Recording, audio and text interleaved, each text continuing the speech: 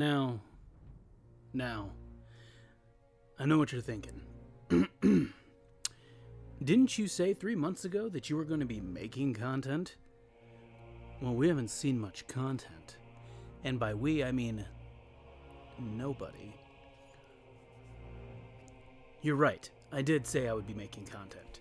The thing about that is, I also said I wanted to make a series called Behind the Paywall, where I explain things that came to the game, not in a in-game mechanical sense, but rather the lore behind what came to the game, for people who may not have known. Now, the for people who may not have known part is important, because I didn't want to go over mainstream Star Wars media. And all we've gotten in 3 months has been mainstream Star Wars media content. Zori Bliss. Everybody knows Zori Bliss. Admiral Trench. Disney Star Wars. Maybe a little more niche than Zori Bliss, but not what I wanted to cover. And then we got my darling sweet boy Cal Kestis, which I would love to talk about, but also didn't fall into that category. He comes from a video game from a AAA publisher. And it's probably some of the more popular Disney content. Cal is definitely my favorite Disney Jedi. Ahsoka came before all that, so I don't count her. And I think even if I did, I would like Cal more. It's nice to have that good, pure Jedi who is just good for the sake of being good. No alternative, no ulterior motives, nothing like that. But this is the kind of content I wanted to talk. Now you could be like, this isn't lesser known, everybody knows this, and you're absolutely right, and I don't care. You saw my roster in my first video. This is the kind of shit. I hope it's been a minute. Not that I'm going to be making money on this. This is exactly what I want to talk about. But not exactly this. I want to talk about this. Darth Revan's Leviathan. Which is a weird sentence because Darth Revan never piloted the Leviathan. But I think, as I go through a improv and brief description of the lore here, we will understand why Darth Revan is now piloting the Leviathan. Now, before I get into that, I will talk about the Fury class interceptor, just not right now. I have played SWTOR. Specifically, I have played the Sith Warrior class story, which, coincidentally, is exactly the story that features the Fury class interceptor. In the game, it is not what is piloted by Malgus.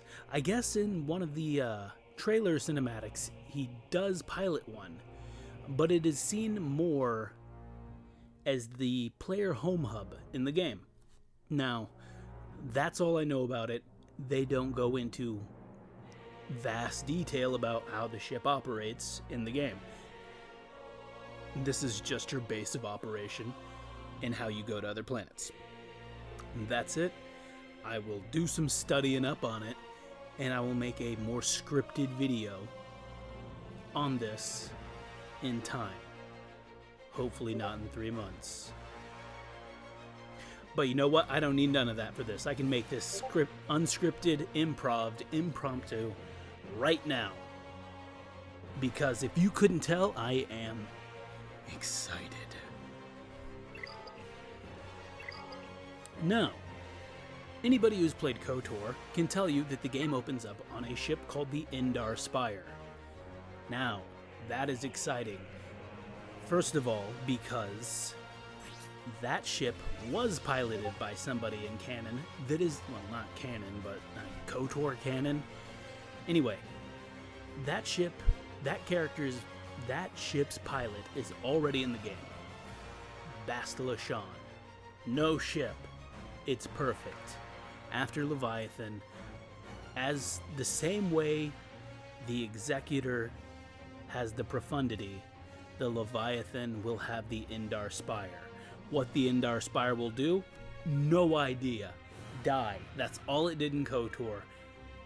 So if that's what they go for, GG's. They're going to be making up a lot of shit for that ship's kit.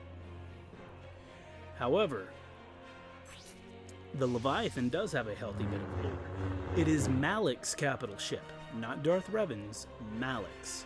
However, the extent of its power we only saw in his bombardment of Terrace, which in the time of the Old Republic was very impressive. They did not have planet-destroying capabilities, as we see in the Executor's Ultimate, where the Death Star just unalives or glasses a planet. Well, the enemy capital ship. However, I think I know why they made Revan the pilot of the Leviathan. And it doesn't have anything to do with KOTOR 1. In fact, in KOTOR 1, Revan is shown to have a very negative relationship with the Leviathan, since that is the ship that Malak was in when he betrayed Revan, and that led to Revan being captured by the Old Republic and the Jedi and having his memories taken. It is not a ship that he has ever been on the right side of. However, Revan was in an unnamed ship during the Mandalorian Wars, and I'm pretty sure a lot of you just went, aha, because you know where I'm going. Although Revan's presence in KOTOR 2 is very minimal, physically, he plays a big role in the history of the game. Namely, in ending the Mandalorian War over Malachor 5. From his ship, he activated a weapon created by Bao-Dur called the Mass Shadow Generator.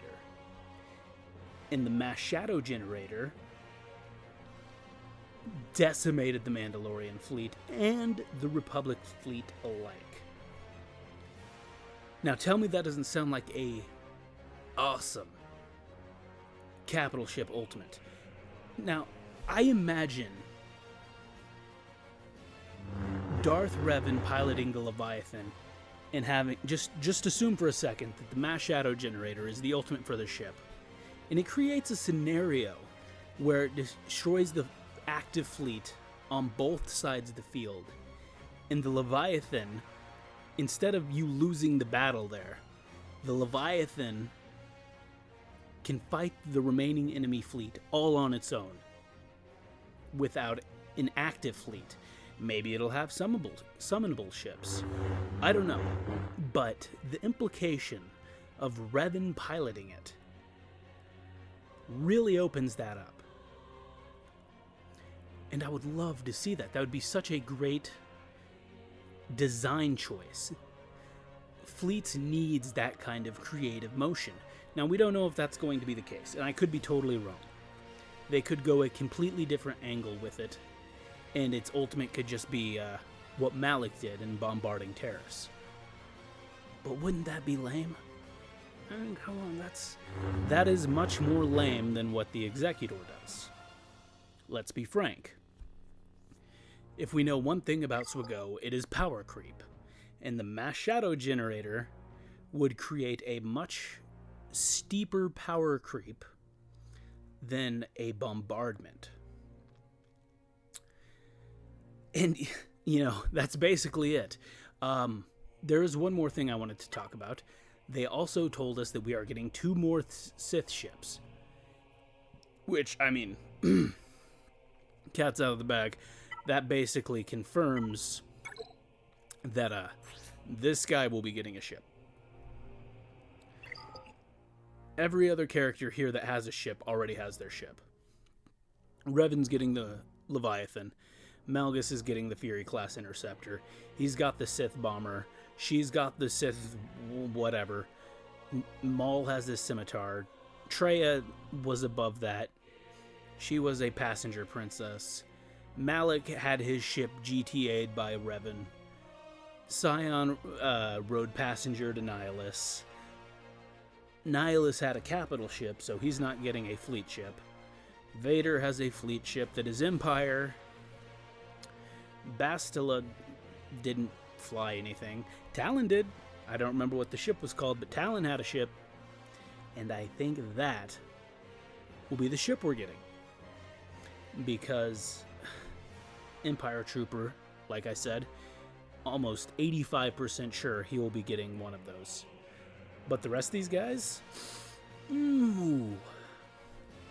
Alright, it'd be pretty dope if Lord Vader had an X-Wing, but... Or not an X-Wing. His own version of an ETA fighter or something, but I digress. That doesn't matter. It'd be Empire. As weird as that is, it should be... Yeah. Whatever. I think these two will be the next Sith ships that go under the Leviathan. This one will be lore friendly. This one will be, hey, we tried. So, get ready. I'm super stoked. I'm sure you can tell. This is exactly the kind of content I like to see in SWGO, even if it's just for the implications. Like I said, I think this is a strong case for getting the Indar Spire for Bastila. Or, you know, they could give an Indar Spire and just give it to Revan. That's totally on the table as well, since they gave the Leviathan to Darth Revan. Alternatively, I would love to see Cartho Nassi in the Soyorn. But he already has a ship. You're right. Maybe you can't use Karth's Ebon Hawk if you're using the Sojourn, which would make sense from how we know CG likes to monetize their game, because the Soyorn was in KOTOR 2, and Karth did not pilot the Ebon Hawk in KOTOR 2. We would have Aten in Aten's Ebon Hawk. Especially seeing as the Ebon Hawk was required for some weird shit, like the Executor or Hux's ship. I don't remember it. The Finalizer. Was it the Finalizer? I can't remember. I think it was the Finalizer, actually. But it's this kind of thing that I love. Like, even Canderous technically could get a Mandalorian capital ship. I don't think he will. I don't think that's on the table. But it could be. And that would be really cool. Also, I think Canderous should have the neutral tech, but that is an entirely different matter. This is just an exciting time. I hope we keep up this trend of having multiple... Like, back in the day, we had the Old Republic release season. And then it went on to the prequel season, where we got Padme. I kind of love what they're doing now, where it's not just one set theme of releases. Right now we have the Jedi Fallen Order, Jedi Survivor releases, alongside what seems to be an Old Republic return. And I am super stoked for it. And I can't wait to have the opportunity to make more videos. I have no idea how any of this YouTube works, so I'm just going to say, please leave a like if you did. I have no expectations, but, I'd love to see it.